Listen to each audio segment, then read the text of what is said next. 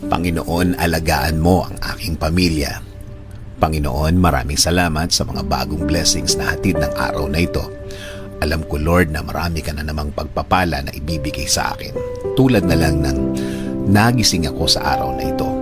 Ito pa lang, alam kong may plano ka pa para sa akin.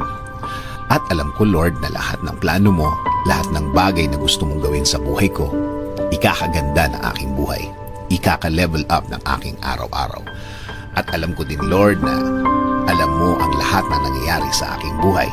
Alam ko din na bahagi ng blessings mo sa akin ay ang pag-aalaga mo sa akin. Na gawin akong safe saan man ako mapunta at saan man ako andun.